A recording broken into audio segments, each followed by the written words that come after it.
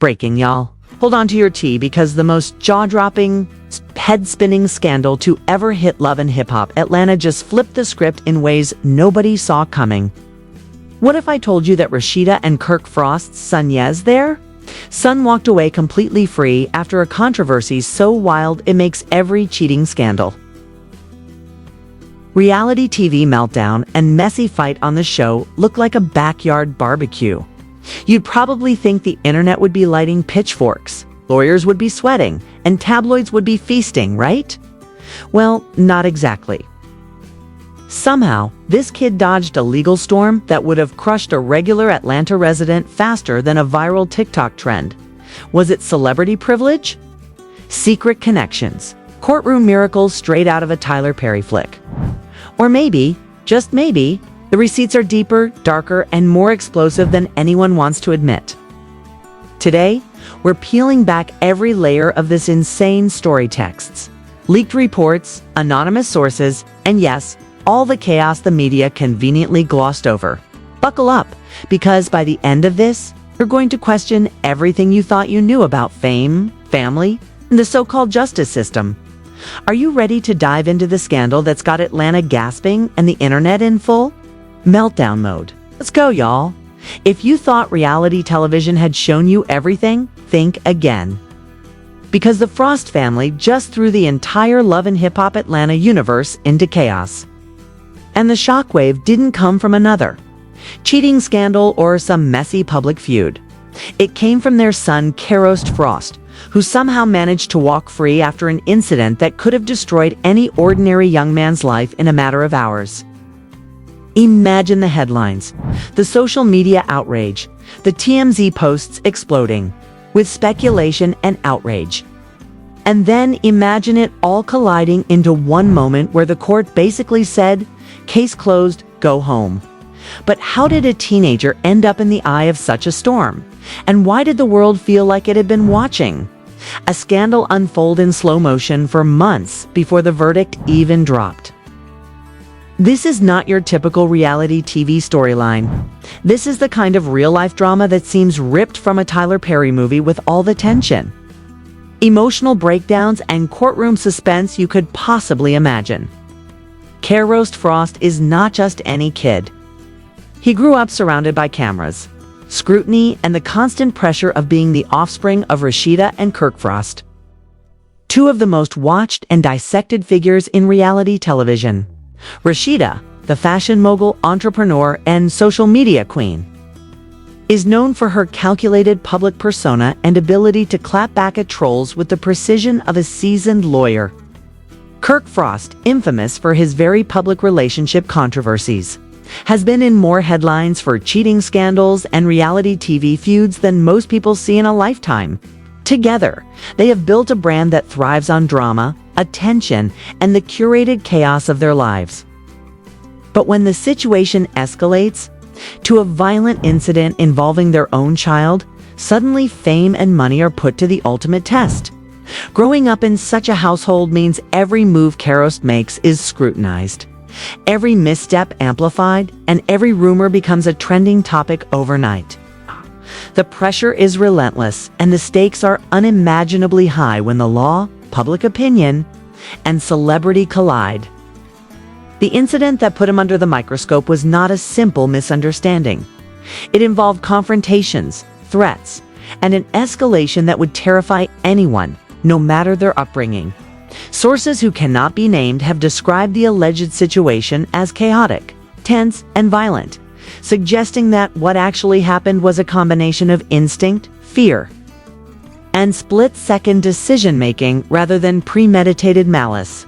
The alleged victim, a rapper whose reputation precedes him, is said to have had a history of confrontations that made many people in Atlanta whisper warnings when his name came up. Domestic incidents, public altercations, and online threats painted a picture of someone who thrived in conflict. Yet when the courts reviewed the case, it became clear that Karost's actions were not those of a reckless teen, but of someone responding to an immediate and potentially deadly threat. Neighbors reportedly witnessed arguments spilling out into driveways, shouting matches that escalated over time, and actions that made it evident this was not a simple family disagreement. There are even claims that objects were thrown. Tensions reached a boiling point, and the alleged victim may have had a weapon on him, creating a situation that demanded quick thinking and defensive action.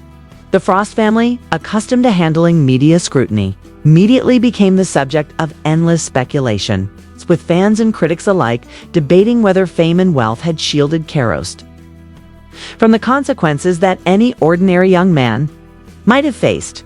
Social media erupted with conspiracy theories, some suggesting bribery or manipulation, others claiming that the court system simply bent under the weight of celebrity pressure. Yet the details revealed by insiders suggest something much more nuanced. Texts, witness statements, and reports hinted that this was a culmination of patterns of behavior that had gone unchecked, leaving Karost in a position where defending himself and protecting his sister was the only immediate option. The story is further complicated by the alleged victim's own history, which reportedly included numerous run-ins with the law, incidents of violence, and patterns of intimidation that created an environment of fear for those around him. Anonymous sources suggest that family members, friends, and neighbors had been aware of escalating tensions for months. But until tragedy struck, no formal interventions had occurred. This context becomes crucial when understanding why the legal system ultimately accepted a self-defense claim. The Frost's public personas, while meticulously crafted for television, intersect with a very real situation in which their son had to make life-or-death decisions under immense pressure. Observers who have followed the case closely note that courtroom documents, statements, and corroborating evidence painted a picture that was difficult to dispute despite the public outcry. While social media commentators questioned motives, alleged manipulation, and the influence of celebrity, the facts that emerged from law enforcement and court filings suggested a scenario that was far from the simple. Sensationalized versions circulating online. The tension of the situation was compounded by the Frost's own handling of the media storm. Rasheeda, typically unflappable in the face of online criticism, was reportedly deeply emotional, attending every hearing, reviewing documents, and consulting with attorneys at every turn. Kirk Frost, often seen as the more controversial figure in the household, focused intensely on the legal strategy, keeping public statements measured while ensuring that Karost had every possible defense advantage. Their combined efforts, along with the evidence collected from witnesses and text communications, ultimately set the stage for a courtroom resolution that many found shocking. Yet even as the case closed in Karost's favor, the controversy did not dissipate. Public opinion remained divided, with some praising the teen for acting in self-defense and protecting his family, while others insisted that celebrity privilege had intervened in ways that would not be available to any ordinary citizen. The narrative that developed on social media was as dramatic as the incident itself, with hashtags trending, memes circulating, and speculation running rampant across platforms. Despite all this, insiders emphasized that the facts, the context, and the evidence clearly indicated a moment of self-preservation rather than premeditated violence. This was not a plotline written for television. This was a family confronted with a crisis, a young man forced to make a split-second decision, and parents who mobilized every resource available to ensure the safety and freedom of their child. And yet, the sensationalized version of events continues to dominate public discourse, creating a surreal juxtaposition between reality and perception. The Frost's household, long a symbol of reality TV drama, became a lightning rod for discussions about justice, celebrity influence, and the challenges of raising children in the public eye. Every social media post, every leaked document, and every anonymous tip added fuel to the fire, and the public's appetite for speculation was insatiable. In the midst of this, Karost Frost emerged not just as the son of Rasheeda and Kirk, but as a figure whose actions, decisions, and eventual exoneration sparked debates that extended far beyond the confines of reality television. People began asking uncomfortable questions about fairness, legal equity, and the ways in which fame intersects with the justice system. Some commentators praised the teen for courage and quick thinking, while others questioned the role of wealth and influence in the proceedings. What remained undeniable was the intensity of the story, the layers of drama, and the fact that a family that had long thrived on public attention was suddenly living a chapter that no scriptwriter could have imagined. From the initial incident to the courtroom hearings, the weeks of anticipation, speculation, and leaked information created a narrative that captivated audiences, provoked outrage, and left fans of Love and Hip Hop Atlanta glued to updates, tweets, and insider reports. Every moment, from the confrontation itself to the eventual resolution, added complexity, suspense, and a sense of disbelief that only reality TV could normally generate. Except this time, it was real life, and the stakes could not have been higher. The Frost family's saga, the legal intricacies, and the public reaction combined to create a story that was impossible to ignore. A scandal so potent that it dominated conversation, challenged assumptions, and set the stage for an ongoing dialogue about fame, responsibility, and the very real consequences of a single, split-second choice. The story did not stop with the courtroom victory, because once Kerost walked out free, the real drama began on the streets of Atlanta and across every social media platform you could think of. People who had never even watched an episode of Love and Hip Hop Atlanta suddenly became experts on the Frost family as if they had lived in their house for years. The so-called leaked reports started circulating, and some of them were so detailed and outrageous that you had to wonder if insiders were deliberately feeding the fire just to keep the public hungry. Anonymous sources claimed that the Frosts had spent hundreds of thousands of dollars, not only on attorneys but also on private investigators who supposedly dug up dirt on the alleged debt. Victims passed and presented it in ways that made the self-defense narrative nearly impossible to dispute. There were whispers about surveillance footage conveniently appearing at the right time, and text messages that had been saved on old phones suddenly coming to light. Critics started screaming that this was a perfect example of money buying freedom. But the Frost supporters fired back, saying if the evidence is there, it is there, and anyone in the same situation would have fought to save their child from a prison sentence. The reactions online were as wild as the case itself. On one side, you had fans tweeting that Kerost was a hero who had protected his family and done what any brave young man would do. On the other side, you had detractors claiming this was nothing but a rich celebrity kid escaping justice while ordinary kids in Atlanta were being locked up every day for less serious charges. The contrast fueled endless debates, and every podcast, radio show, and gossip blog had their own version of the truth.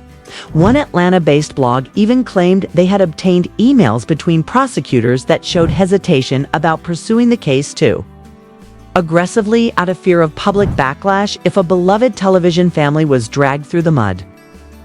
Those emails actually existed or not did not matter, because the perception that something shady had taken place was enough to keep people hooked. The wildest part is that fake insiders began popping up everywhere. There were TikTok accounts claiming to be friends of the alleged victim who posted dramatic videos crying about injustice, and there were YouTube channels claiming to have exclusive court footage that mysteriously never materialized. Yet the audience did not care about authenticity. They craved the drama, the illusion of inside information, and every exaggerated claim added to the snowball effect. People whispered about luxury cars being quietly paid off for certain witnesses to change their stories. There were rumors of exotic vacations gifted to people who had originally been ready to testify against Kerost, but suddenly decided their memory was fuzzy. Some even claimed that a local judge had been seen dining with a Frost family associate weeks before the verdict. All of it may have been gossip, but in the court of public opinion, gossip is as powerful as sworn testimony. Meanwhile, the Frost family presented themselves as calm and collected. But those close to them claimed the household was anything but serene. Rasheeda was allegedly furious at bloggers who dragged her name through the mud, and Kirk was said to be spending sleepless nights calling lawyers and monitoring social media trends. Karost himself, though cleared, was reportedly told to keep a low profile and avoid the clubs, the parties, and any situation that could reignite the controversy. Yet photos leaked of him riding around in expensive cars showing off designer clothes and posting cryptic captions that many interpreted as a subtle jab at his critics. That only poured gasoline on an already raging fire, because the public does not forgive arrogance easily, especially when they believe privilege has played a role. The fallout extended beyond gossip into real conversations about celebrity and justice. Community activists began questioning why young men in less privileged neighborhoods, who acted in self-defense, were often ignored or punished, while celebrities seemed to have every advantage. A local councilman was even quoted saying that the Frost case had created a dangerous precedent where fame could be seen as a shield against accountability. On the flip side, legal experts reminded the public that the evidence spoke louder than assumptions, and if the facts supported Kira's version of events, then the court had no choice but to release him. That did little to calm the storm, because by this point the narrative had spiraled into something much larger than one family. It became a symbol, a lightning rod for conversations about class, race, privilege, and the blurred lines between celebrity image and real-world consequences. What made the situation even more explosive was the sheer amount of money, reportedly, involved. Leaked documents suggested that the Frosts had poured nearly $1 million into their defense strategy, including private security, high-profile attorneys, and a team dedicated solely to controlling media narratives. Critics pointed to this as proof that an ordinary family could never have achieved the same outcome, while supporters argued that any parent with resources would have done the exact same thing. Either way, the numbers shocked the public and made the case feel even more out of reach for ordinary people who struggled just to afford basic legal representation. The lavish spending did not stop there, because according to more leaks, the Frosts also hosted quiet dinners with powerful figures in Atlanta to thank them for their support during the ordeal. Whether those dinners were innocent or not is irrelevant, when the perception of backroom deals is enough to keep the controversy alive. Through all of this, the central figure remained Karost, a teenager turned into a symbol of both privilege and survival. His every move became a headline, his every silence interpreted as strategy, and his every appearance scrutinized for clues about what really happened.